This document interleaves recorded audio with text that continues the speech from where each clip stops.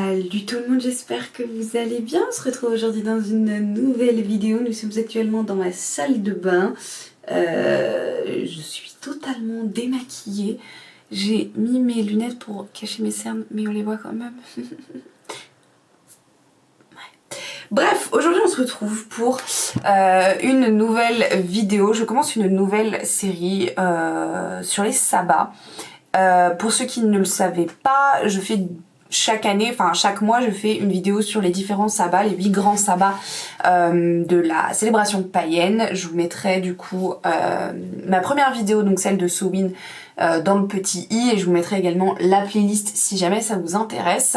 Et donc j'ai terminé la série sur les origines des sabbats, où donc chaque mois je vous faisais une petite vidéo pour vous expliquer les origines de ces célébrations, qui sont d'ailleurs très souvent célébrées par des gens qui ne connaissent pas les origines, et en fait la plupart des célébrations ont des origines païennes. Bref, voilà, tout ça pour vous dire que du coup je continue les vidéos sur les sabbats, donc notamment aujourd'hui celle sur Samhain, mais en fait j'avais envie d'aborder les sabbats d'une autre manière, en fait, sous un autre point de vue.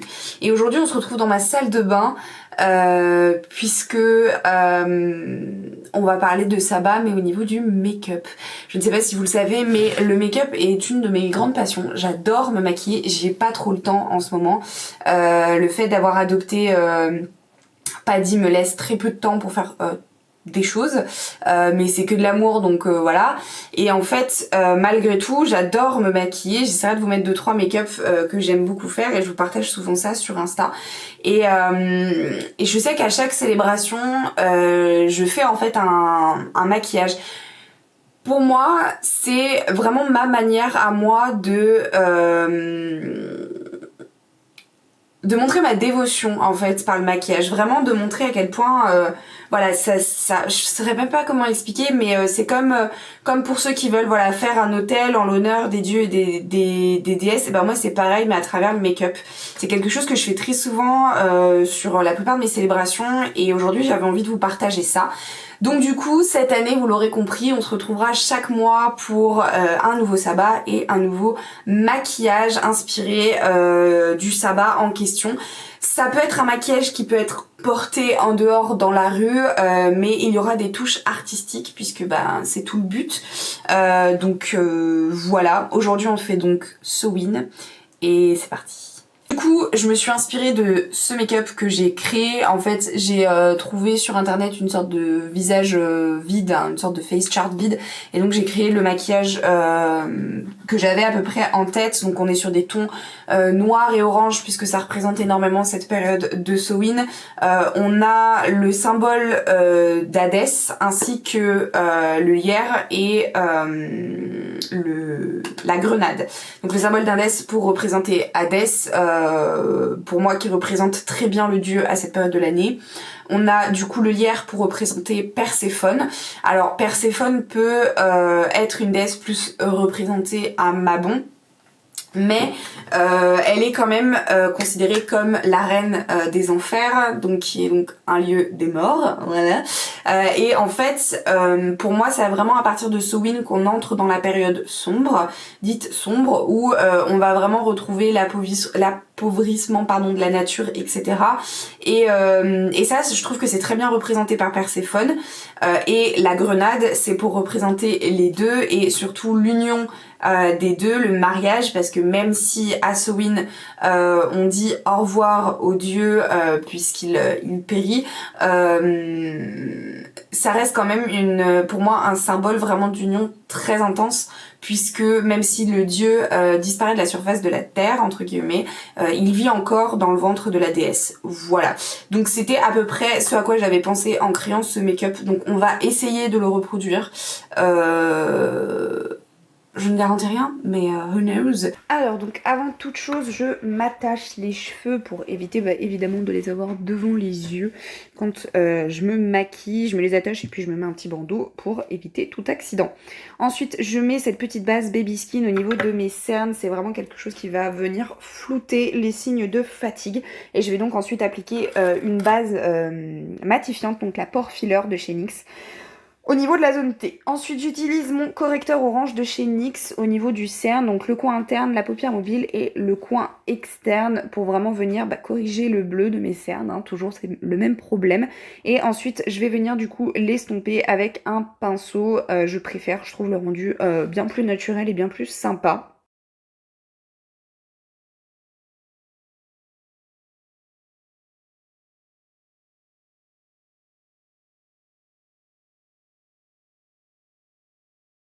Ensuite, on va passer aux yeux. J'utilise donc la palette Petite Chouin de Martin Cosmetics. J'utilise donc la teinte noire avec un pinceau assez fluffy. Je vais venir donc appliquer le fard à paupières au niveau du coin externe de mon œil et que je vais vraiment venir étirer vers l'intérieur.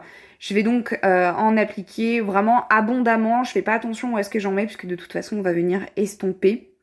J'en applique aussi également au ras de cils inférieur, vraiment pour agrandir le regard. Bon, ça va me donner un petit peu un regard de panda pendant un petit moment, mais vous inquiétez pas, tout est sous contrôle.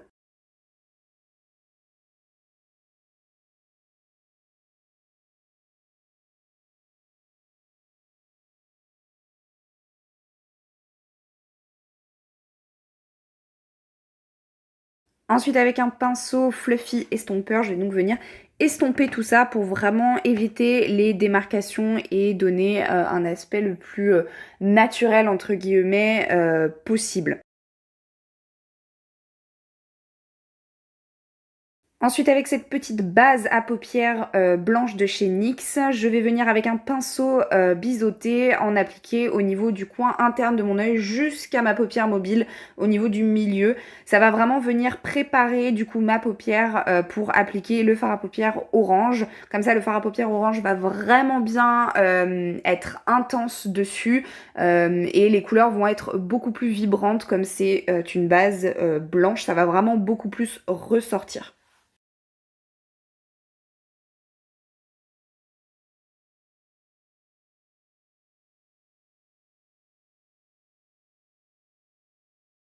Avec mon petit pinceau estompeur, je vais juste venir fondre le tout pour, pareil, avoir un rendu le plus naturel possible. Et avec un pinceau plat, je vais venir prendre la teinte la plus orangée, donc Marie-Josée, que je vais venir tapoter vraiment au niveau de la zone que j'ai mis en blanc. Donc on va pas étirer la matière, on va vraiment la tapoter pour ne pas perdre de matière, vraiment garder de l'intensité au maximum. J'en applique vraiment grossièrement puisque pareil, de toute façon, on va venir estomper tout ça.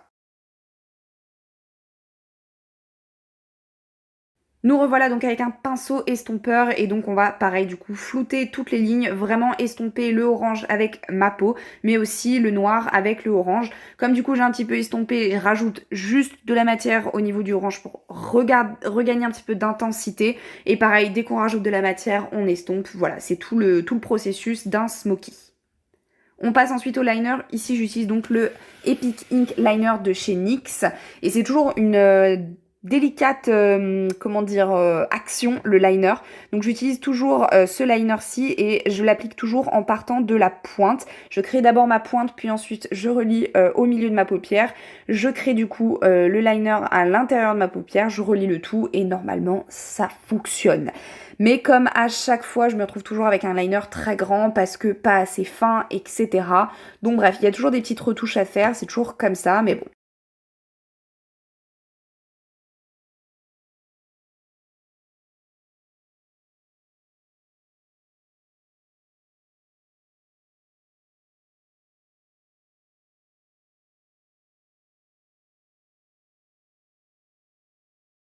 Et donc, comme d'habitude, mes liners ne sont pas du tout pareils. Mais bon, c'est pas grave. Je viens juste rajouter du coup des petites paillettes dessus avec mon liner à paillettes de chez NYX toujours. Donc c'est un liner en fait qui a des paillettes un peu bleutées, noires, très sombres. Je trouve qu'ils vont vraiment bien dans cette ambiance Halloween.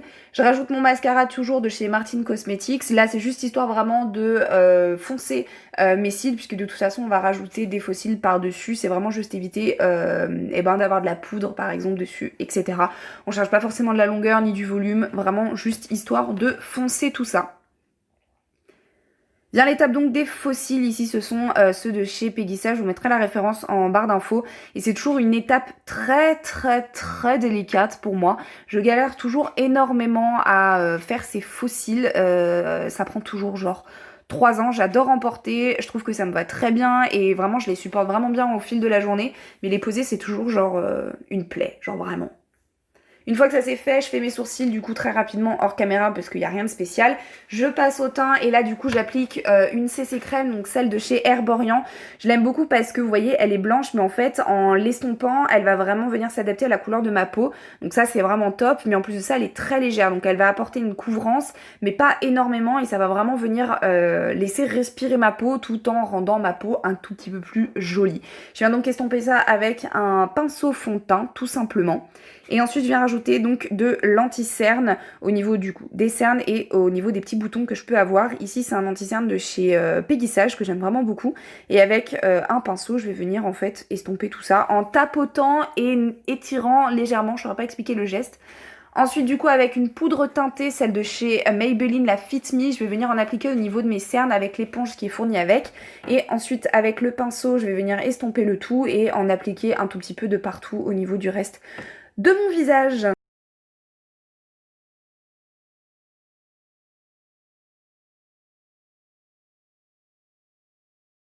Je viens appliquer rapidement du crayon noir au niveau de ma muqueuse supérieure et inférieure pour vraiment venir rajouter du foncé à tout ça. On s'attaque ensuite du coup au symbole d'Hadès. Donc là, je le commence en fait avec mon crayon à sourcils parce que je trouve que c'est le plus fin des crayons que j'ai.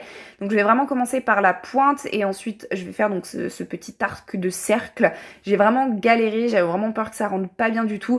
Le tracé est vraiment très très brouillon, mais de toute façon je vais repasser avec le liner par-dessus. Donc c'est vraiment juste histoire de me donner une petite base pour que je ne me foire pas avec le liner ensuite. Donc pour le liner, du coup, je vais utiliser le Epic Ink, comme celui que j'ai utilisé pour mes yeux. Et j'ai juste, en fait, du coup, là, à repasser sur les traits que j'ai pu faire. Vraiment, là, il n'y a rien de plus simple.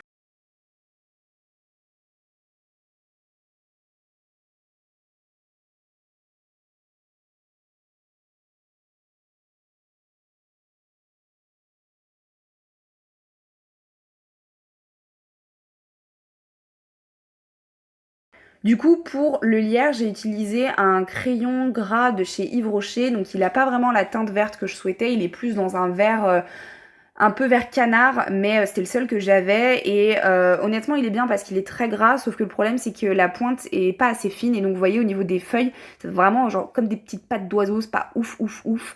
Mais du coup vous allez voir je vais venir arranger tout ça donc avec un anti-cerne vert, un correcteur vert et un petit pinceau je vais juste rajouter un petit peu de vert clair du coup au niveau des feuilles pour rajouter un petit peu de dimension, un petit peu de lumière et tout de suite ça va rendre mieux.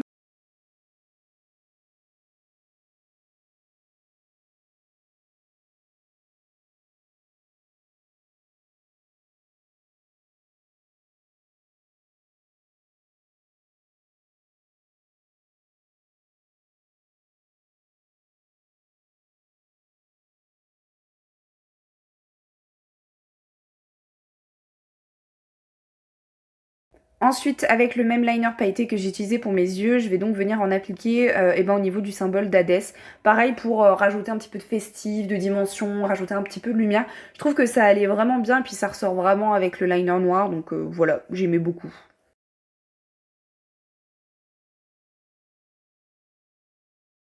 Je vais faire à peu près pareil au niveau du lierre, sauf que là je vais utiliser le liner pailleté de chez Kiko qui a un petit peu des paillettes vertes et je trouvais que ça allait vraiment bien. Donc j'en applique juste vraiment au niveau comment on appelle ça, du tronçon du lierre, pas vraiment au niveau des feuilles. Pareil pour ajouter de la lumière et de la dimension et tout de suite je trouve que ça rend le lierre beaucoup plus joli en fait.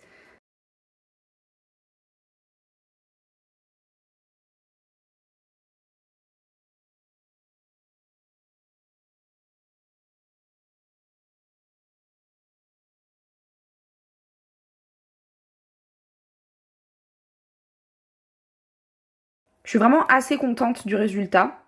Et du coup, on va pouvoir passer à la grenade. Donc là, j'ai utilisé un rouge à lèvres de chez NYX toujours. Donc c'est un rouge à lèvres de la gamme Line and Load. Et l'avantage, c'est qu'ils ont vraiment, vous voyez, comment on appelle ça, un embout assez fin.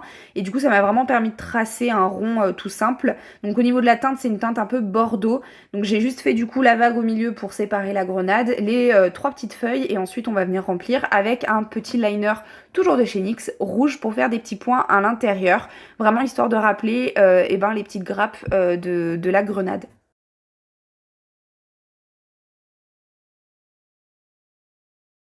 trouvais que ça rendait pas ouf, donc du coup avec juste un crayon à lèvres rouge, j'ai rajouté 2-3 petits points, pareil donc pour rappeler les pépins, et voilà, avec du coup les cheveux lâchés, je trouve que ça rend vraiment bien. Je suis hyper contente du résultat, j'avais vraiment peur que ça soit pas ouf, mais franchement dans l'ensemble vraiment ça va, le lierre j'adore, je suis fan.